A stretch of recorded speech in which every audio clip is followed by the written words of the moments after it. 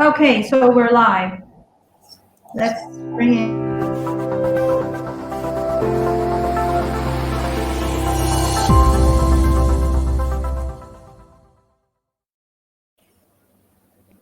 Hi, everyone, and welcome to the fifth episode of the Second Chances show, where we're going to be featuring amazing stories, amazing individuals and professionals that will share their life, really, experience, and also their knowledge and know-how and their wisdom. In order to get us through these unprecedented times of change, if you will. And today we have a great speaker with us, Rukaya Khan. She's leading from chaos to clarity. And boy, do we need that at this time, right? She's a smile strategist, a mindset coach, catalyzing shifts and breakthroughs to impact herself and the lives of others, which is amazing. Now, we're going to be talking to her in just a minute, but I want to give you an introduction of why we're doing this show, why it's called Second Chances, and who am I. And I'm actually your host today for the fifth episode. My name is Dr. Hanan Salim. And as I said, I will be chatting with Rokaya Khan. She has been the editor of two magazines. She's done a lot of PR work for Dubai Shopping Festival, Summer Surprises, and Global Village. And she has written a lot of scripts for TV shows and managed content for marketing communications department at Knowledge and Human Development Authority in Dubai. Now, I'm your host today. My name is Dr. Hanan Salim. I'm a healthpreneur, CEO, and founder of Hilology. I'm an award-winning author, international speaker, recognized by the global health and wellness gurus as the most influential thought leader in health and wellness. I've actually been dubbed the pharmacist of the future because of that, and because I inspire, inform, and instruct a lot of the corporate leaders and healthcare professionals on how to prevent disease, protect your immunity, and potentially reverse chronic conditions like diabetes, cancer, through a natural and measurable turnkey system that I call Hilology. Now, this will allow, the people I work with are usually entrepreneurs or corporate executives that have a lot of stress and under pressure or demands. And in that way, relieving what we call the chronic biodisruptors from the system, it makes an impact, allows them to accelerate their career and leave a legacy. Now, the reason, as I mentioned a minute ago, I started Second Chances is actually, it's after my book, Second Chances. And it's all about giving people options and perhaps tools, some ideas and food for thought, if you will, to see what they can do to start taking control over their health, their well-being, and their life. And as we've seen, sometimes when you're going on a road, life happens, and we are sometimes left vulnerable to situations where it's not in our control. And we're giving you this show or this platform to start giving you some understanding and bringing awareness of how you could start now taking control over these situations that we find ourselves in. And this show also leverages and answers certain questions like is mental health the cornerstone of physical health? And how does mental health impact human happiness? Can preventative and lifestyle changes end global health issues? How can governments and companies communicate and contribute to promoting a healthy lifestyle as part of a social culture? And I believe that's very important during this epidemic.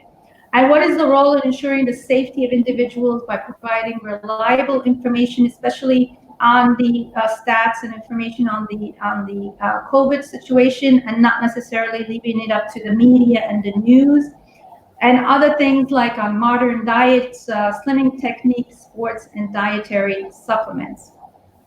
So as a matter of fact, there are now some guidelines that are being updated to create some behavioral change therapies, including social psychological theory, behavioral economics, in addition to developing other content that encourages individuals to positively contribute to community development. And this is really why I started Second Chances Show, is to give that leverage and information and the science and ideas and innovation, perhaps, that for anyone who may be listening as an individual, as a company, as an organization, or as the government. So without further ado, I want to introduce Rokaya Khan. She's a very good dear friend. We keep seeing each other at different conferences and events, and we clicked from day one.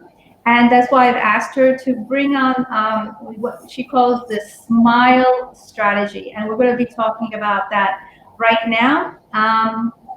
Rokaya, you are with me. Hi, Rokaya, how are you? Hello. I'm good. Good.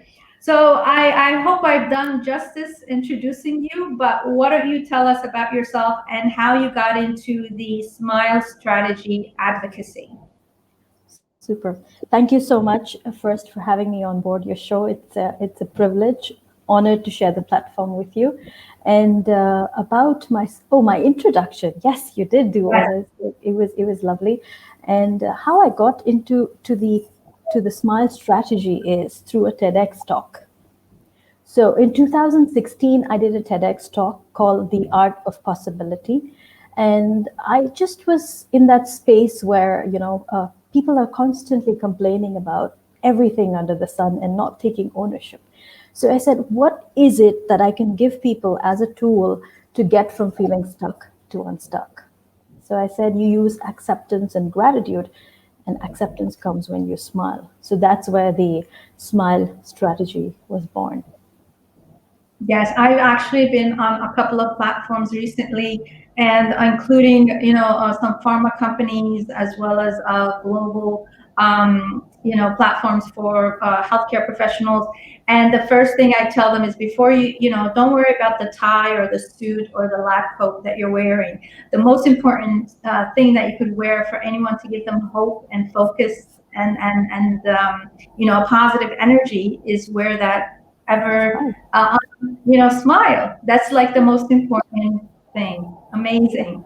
True. Okay, so I want to talk to you as well about you have SMILE, SMILE, as an acronym, and I want to understand what that stands for, and how do you actually use this strategy with people.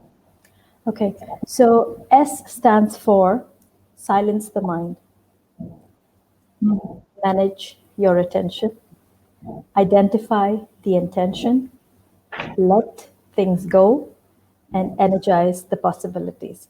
So, how you use this is, what are the things that you're thinking when you're in a stuck situation? When you have a challenge ahead of you, what are you thinking? What are the thoughts that come to your mind? So, you silence it. You shift your focus to, what are you paying attention to?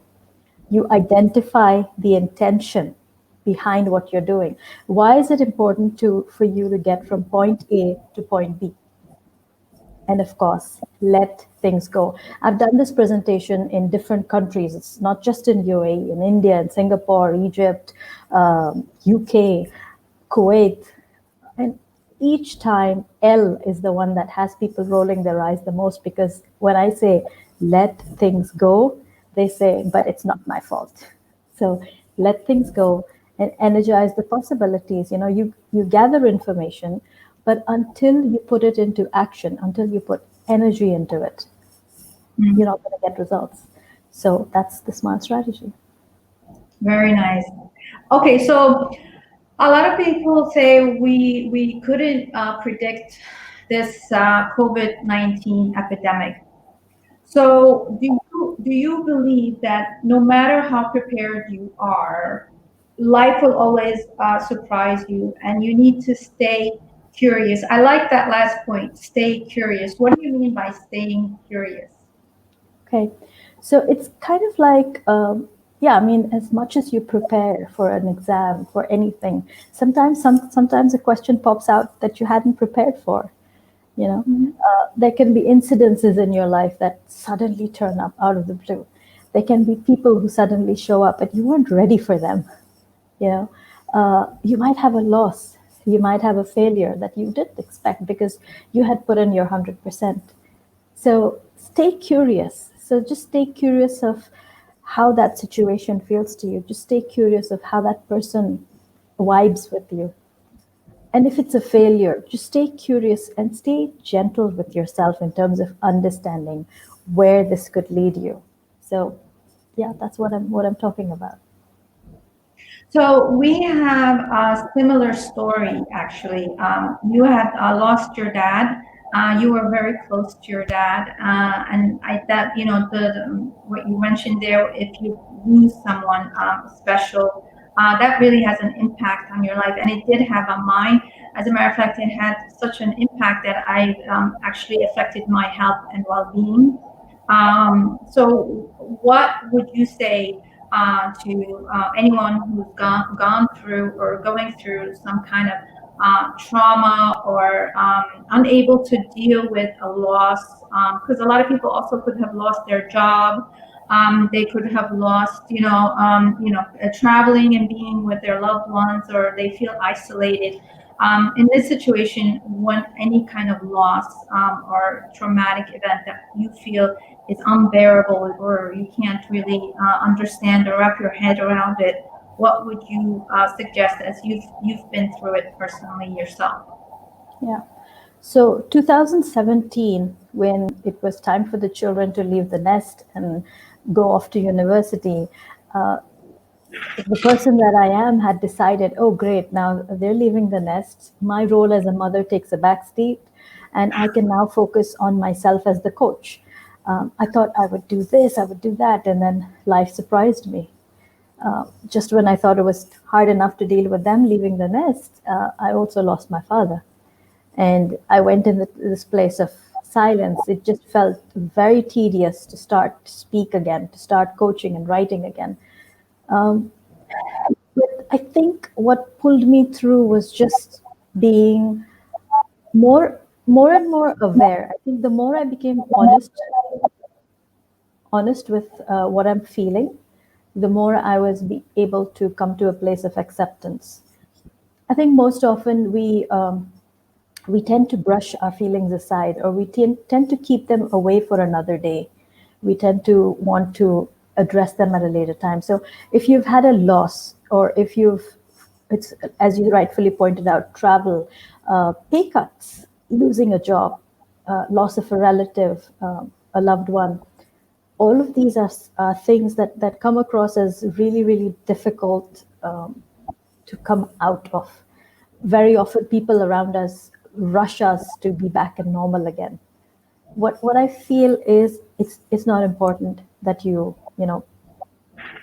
are normal again, because what is normal at the end of the day, right? What's normal Mhm. for you might not be normal for them. To feel that grief, to feel that loss is also normal. So just being gentle with yourself in this situation, and just not feeling that pressure to be okay with it. It's okay to not be okay. It's interesting when you say normal. So I did, like I mentioned, several trainings with corporations and pharma companies and the sort. And the first thing I started out with to get people involved and get their feedback, I kind of take like small polls in the beginning of the presentation, and I ask people always a simple question. So how do you feel after the COVID? Is everything going to go back to normal?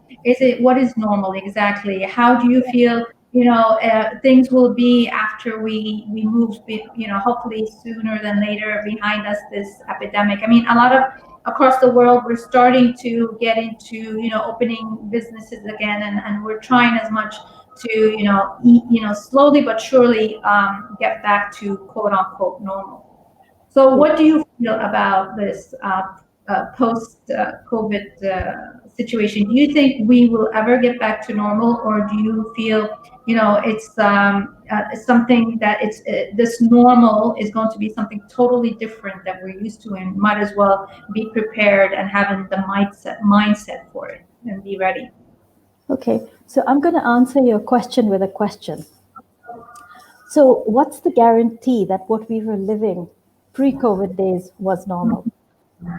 I Right. mean, yeah, and Yeah. it's a perception, right? And there was so much of everything. There was this overflow of deadlines, overflow of traffic, overflow of expectations from life. And then suddenly that life said, stop. Because the only way to come outside of a flow or a loop is to break it, right? And you Yeah. can break it only by something else that you introduce into it. So life suddenly introduced for us a lot of silence. Life suddenly introduced for us panic, a lot of uncertainty. It incorporated new ways of thinking, which probably were there pre-existing, Yeah. but they never got into our attention because we were so busy with everything else. Yes. So, and now to answer your question, would we ever go back to another level of normal? And I say another level of normal because that's how I see it. We're always evolving, and I think it's as you said, a matter of perspective. So to see the possibility that it will be another level of normal is also a perspective. Absolutely, it is perspective, and I believe actually perspective affects biology, as Dr. Bruce Lipton always says, right? Yes. So So it takes a different kind of perception, if we lead into that, to make the world that we see it as, right, on many levels, right? Right. So with respect to people and yourself, what is it that people need to understand, and how they can start, realizing that this tool of seeing through a different lens or a perception can be implemented. Like, how would you start giving advice to people on seeing this as perhaps something positive rather than something negative? Because some people, they with the COVID, they say, oh, well, look at the rise in divorces, for example, that's happening Mm. because of COVID. And other people like, no, this COVID gave me a whole new perspective, or a whole, it stopped the engine for a while to stop and listen, perhaps that I haven't seen, or I haven't looked at or realized, and now taking that information and making certain changes in one's life. So you see, people, have different perspectives. So how do we now, take this time to and of analyzing and seeing the new perception moving forward, and using it for our life, not against our life? Okay, great question there. So, when you say there's been a rise in marriages, and I know you're quoting it as an example, but you have one view which says there has been a rise in divorces, and then there's the other person who says, there is people who have bettered their relationship. So, my question is, between this and that, is COVID the reason? Or is it the strength of the relationship itself, which probably couldn't withstand being in each other's space for so much? Yes. So what are certain things that you need to address within yourself to empower yourself, to kind of build that muscle of resilience? So it's easier to push the blame on the situation, but how about taking ownership? How about taking ownership and just realizing that while it's a phase, you're more powerful than that, because your mind is more powerful than that. And it's also a lot to do with the kind of questions you've been asking. So, as you said that I've been writing for the last 20 years, it wouldn't have happened if I wouldn't have asked myself that powerful question: Is there more to life than diapers and dishes? Had I Yes. not Had I not asked that question, I wouldn't have found my answer. Had I just been standing at the sink that day like every other day and just wondering, why is my life like this? I would have found more evidence for why my life was like that. And that's how it would have grown. It's just about asking the right questions so that you find the answers. Right. So a lot of the things that I've been talking about in my book, Second Chances, as well as bringing something called helology to people, is one important tool to use to leverage or improve one's health and well-being. And what I mean by well-being, it includes health, and I mean I'm talking includes mental health and physical health and spiritual health and financial health and all that, right? Because but we have to get to the root cause and we have to heal it, right? So you come from that perspective of healing, right? So how would you because a lot of we are our worst critic, right? I Yes. always say, yeah, if people would criticize us is more, it's easier than us criticizing ourselves, and we never Mm. forgive ourselves, we never let go, and we just, if we slip and fall, like you say, then we analyze, and we never like, and we it's like a replay event happening, and how could I do this, or how could that happen, or how foolish, or I'm not good enough, I'm not smart enough, those, all that chatter and that self-talk, right? Right. So that always requires healing, right? Yes. So Yes. what would you say to people who need to heal that and forgive themselves and get over it and move on and not getting stuck in the past or in mistakes or in the fall of quote unquote failure? Because I don't Hmm. believe in failure. I believe in feedback always, even in business and health and everything, right? So Right. how do people now start analyzing and seeing that they need to heal and move and take away what the feedback was to improve the situation? Okay. So when I say feedback, like I said, I've done this several places, and L, which is let things go, is the one that everybody rolls their eyes at because it's so tough, right, to forgive. And the question to ask here is, who are you forgiving? Yeah, People think that they're forgiving the other person, but I think first you need to forgive yourself for holding on to that for way too long, yeah, for holding on to a hurt, for letting that hurt affect you enough to, to throw you off guard, to have you out of balance in terms of your state, in terms of your mindset, in terms of what you're feeding yourself uh, in the head. So silencing the mind. And no, I'm not taking you back to the smile because that's what I love doing. When somebody gets stuck on L, I say, okay, let's start over. So uh-huh. you've been a bad student. Let's start over with silence the mind. And having Yeah. said that, we're so great at taking criticism from people. How often or how easily do we take appreciation? When Mm. somebody compliments you, you always have that space of being courteous and humble and saying, no, no, it's all right. So we kind of push away appreciation and then we absolutely hold on to the criticism. So what's that going to do to you on the inside? Just imagine. You have that experiment by Dr. Emoto, and I'm sure you, right, where uh, thoughts and the effect of thoughts on water, and our body is made up of water. Imagine the effect it's having on our body, our thoughts. So when you're giving something attention, when you're saying positive affirmations to it, the way the water changes and crystallizes so beautifully, and when you are speaking negatively or when you're ignoring something, how the water changes, how the crystals are so ugly and deformed, and you know. So imagine what you're doing to your body by doing that. Yes. And actually, I gave that example like, on something that I've done a long time research on called chronic biodisruptors.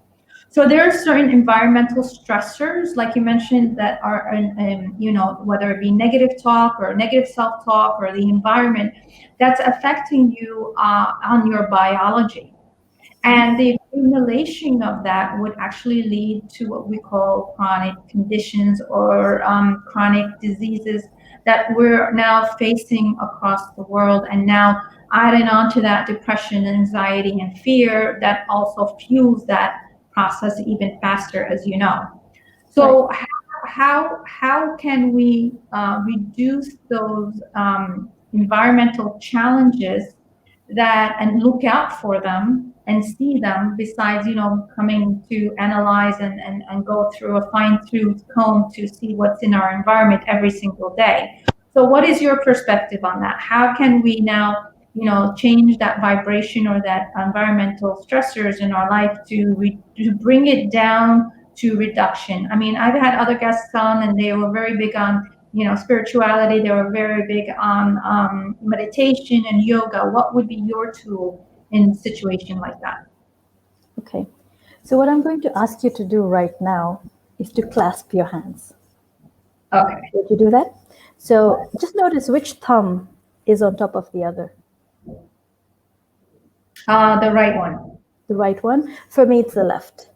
So now when I say 1, 2, 3, we do this again, but make sure that you put the other one on top of the other. And if there are people watching, just play along with us. So I'm going to ask you to 1, 2, 3, clasp. So it just has to be a very conscious effort that the other one, you're doing the flip. Yeah, So I can did you it. do that? 1, 2, 3. It's very So difficult. it's difficult, right? Yeah. So it's by default, it's the one that's supposed to fit in. So if we did it a couple of times, you'll get the hang of it. Of course. Yeah.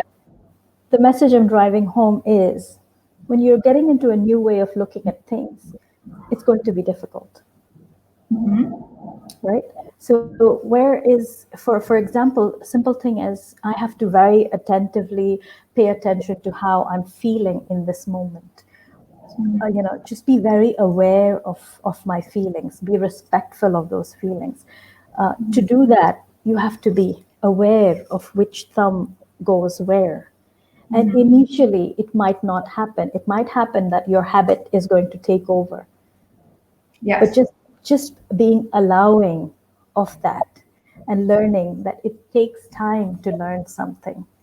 So whether it's meditation, as you said, your previous guests spoke of meditation, they spoke of anything, and breathing exercises, breath work is a big thing now. So all of this will take time. And just being gentle, just being kind to yourself, because as you said, we are our biggest critics. So if that should go wrong, we tend to beat ourselves down over it. So instead of doing that, what if we gave ourselves that room, awareness, and acceptance to just be, give ourselves some breathing space?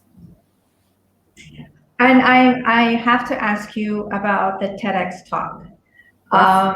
That was a unique experience. So what would you, I mean, I remember you did this exercise, and I think, this is where it all started with the smile strategy that you've created. Okay, so tell us about that experience and how you felt on stage, and what was the, stepping off that stage, how did you feel, and did you feel more empowered? What was the exact, Okay. accomplishment for this one? Yeah. Thank you for asking. When I decided to do a TEDx talk, the intention was purely to help people take ownership. The art of possibility is why I titled it that. And the exercise I did was a lot to do with mindset. So I started off with the students. I was at a school when I did the TEDx talk. So I started off with the audience doing an exercise of stretching, and then plugged in my message, and then we stretched one more time as evidence, because the human mind likes evidence. So if I could see those people in the room see how far they can stretch by just thinking about it, for me, that was achievement. The TEDx talk for me was a stretch because that was the first ever structured talk I had ever done on a stage. Not many people do a first structured talk as a TEDx talk. Yeah. But I think I was just so driven by that message and so full of gratitude that the first word I said when I came up on stage was Alhamdulillah. I didn't say hello, I didn't say good morning, I just said Alhamdulillah, because every pore in my body was so grateful to be there. So yeah, just letting myself be in that moment. Did it empower me? It definitely did. It gave me my smile. But I didn't realize of that empowerment until I needed to put it into use. You know, Mm. I was invited by a university to do a session, a guest lecture on stress management and happiness. And I was wondering, why is this invitation coming on? And then I remembered, hey, I have a smile strategy. Perhaps that's why. So I went in and I did that. That was the first time I had ever presented at a university, and it just felt very empowering. Between the TEDx talk and that first lecture, I didn't feel much, but coming out of that room with all those students who were latched on to every word I said, for me felt like, wow, this is powerful, and I want to continue doing that. That was my empowering moment. And then after that was in October, and soon after Dad passed, and I had to take some time. But when I got invited by the Happiness Carnival, the Prime Minister's Office, Ministry of Happiness, they invited me to speak at the Happiness Carnival. And again, I started speaking about the SMILE strategy, and I saw people's faces light up. I felt, wow, if something as tiny as this can make people feel looking forward to the challenges they had and feel empowered, then who gives me the right to hold it back? And I started to serve and do more of the SMILE work. Amazing.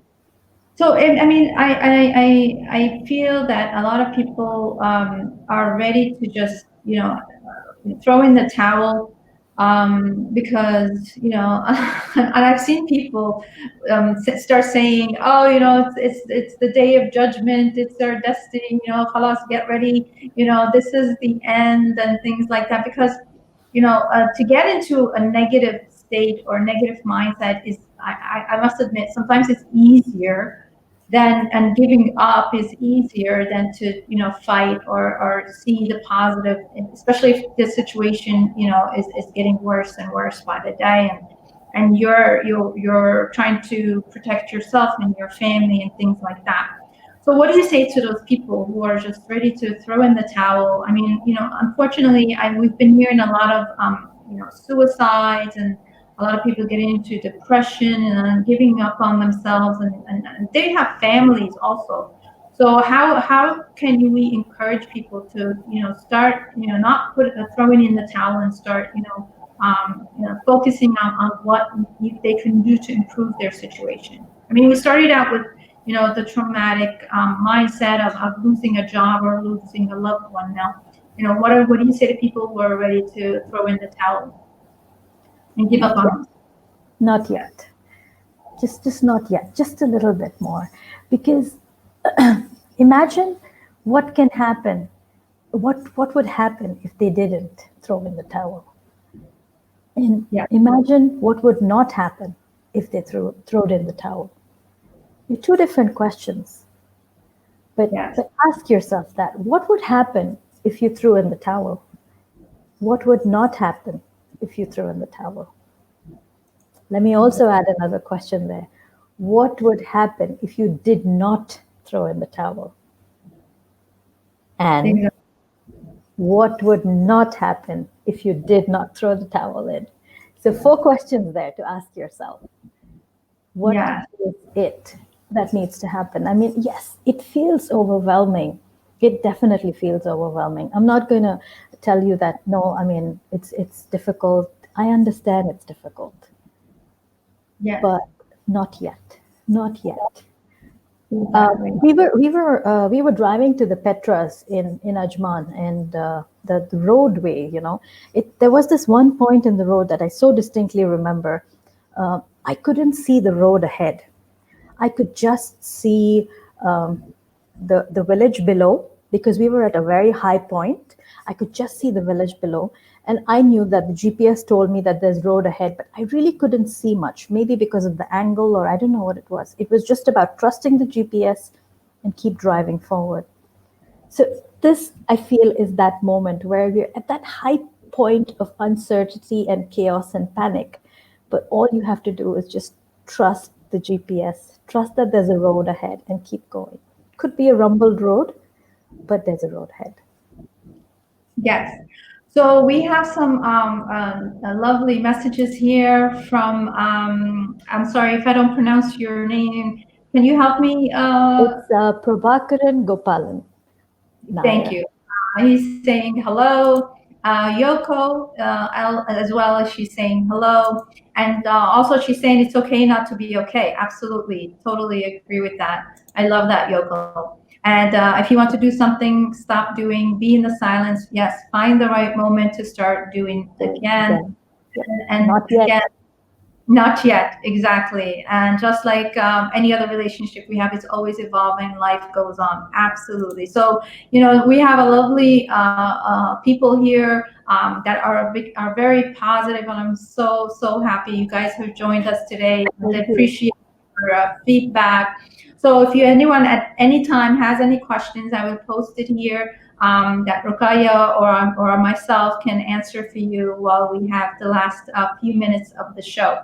But in the meanwhile, I do have, I always end with a quote from my book, and I was just speaking to Rakaya right before we got on the show, and I said it's actually by chance that I pick up the quote from my book, and Yeah. it's really interesting that it's right on. The quote really ends well And on the end of the show. So here's one, okay, and it's yeah. actually look what it's entitled. It says the new way.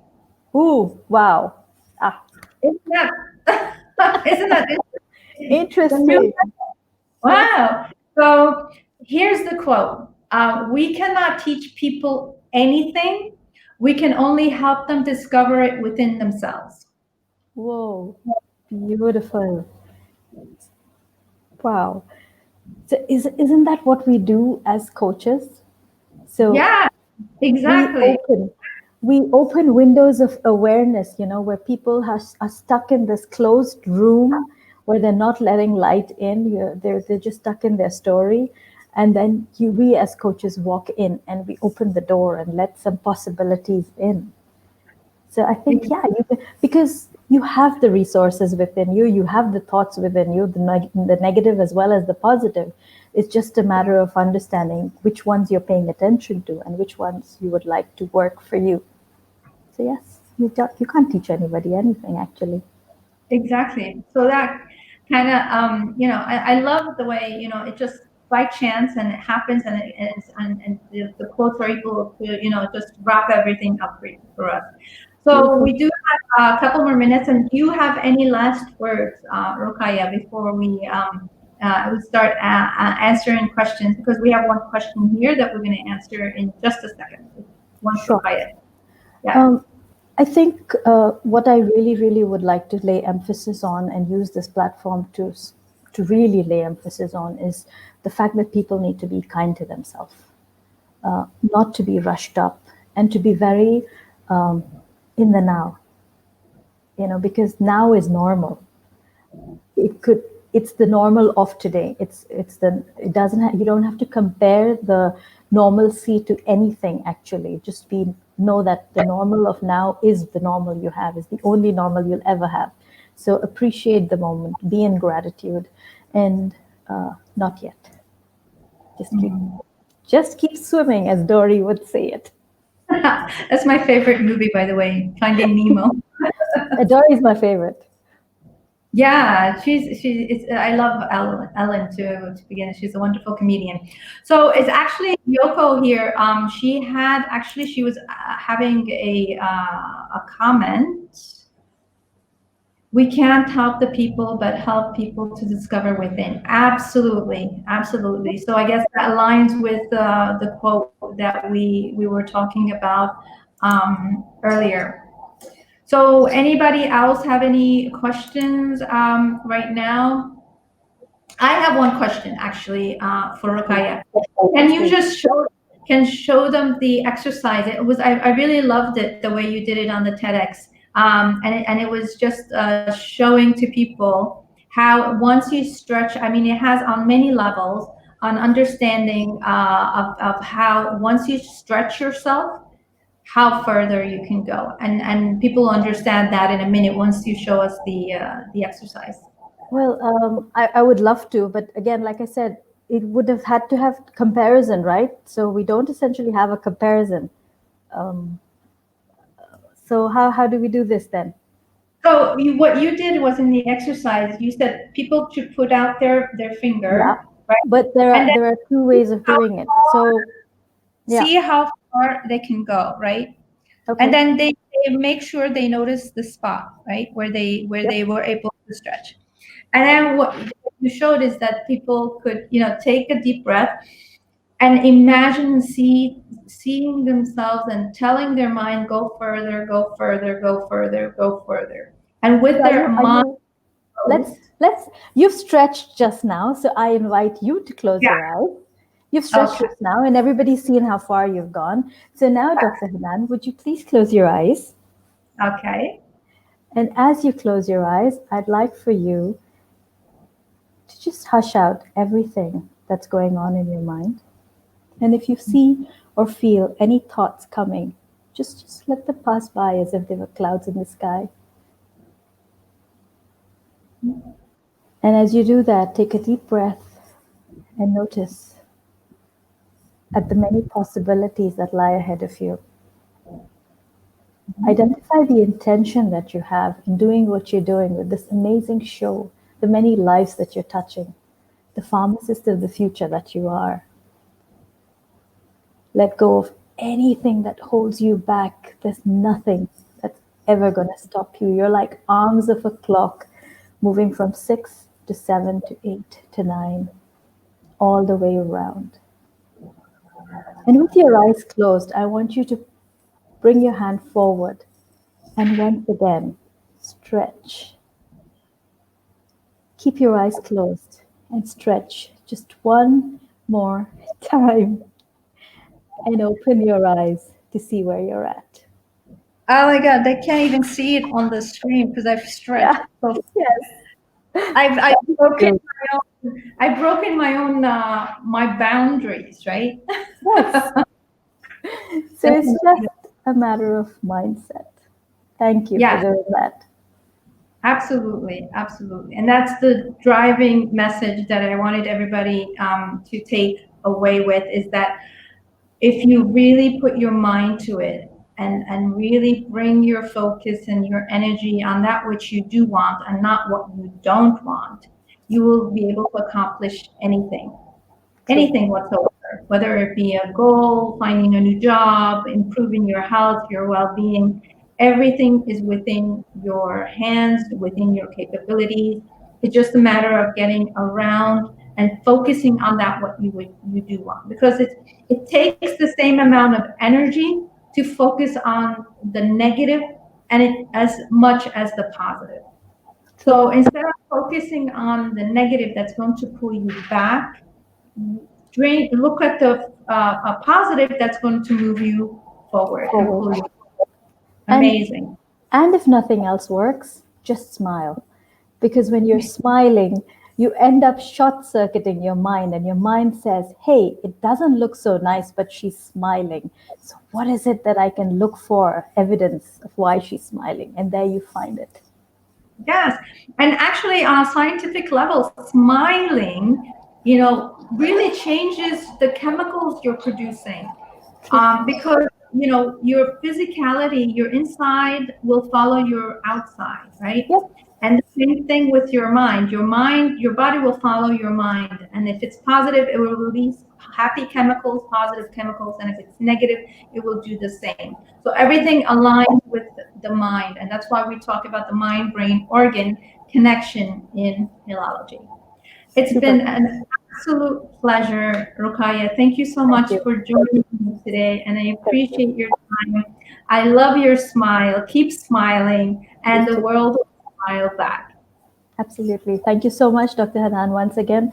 And thank you, everybody, for watching in. And yep, thanks. Keep smiling. Let me just see if there's one more question here. Yes, Yoko. Oh, beautiful. Thank you, Yoko. You've been such a positive inspiration. Yes, smile can change lives. Thank you so much. Thank you for She's my coach. Oh, is she? Oh, We're, wonderful. yes, Lovely to amazing meet you. person. We have Wow. another comment. Yes, Prasad. Hey, Prasad, being in the present is a challenge with all distractions, self-created as well as from the environment. Yes. And we just said, focus on that which you can control and not which you cannot control. And that will make a huge stepping stone in the right direction. Absolutely. Exactly. All right then. Wow, we're just right on time. Perfect timing, I must say. Super. And I want to end with thanking you and thanking everyone who joined us today. Tune in next week as we bring you a lot of the experts and wisdom from fellow professionals, and to give you the winning advantage, if we can say, on how to come out of this COVID-19 and any epidemic or any challenge that you might be experiencing in your life. You could follow us on drhanansalim.com. We're always posting the videos and recordings as well. And we also giving a lot of the free talks as well as webinars and support any way we can. So please follow us and tune in for next time every Wednesday at 3:30. Thanks again, Rukaya.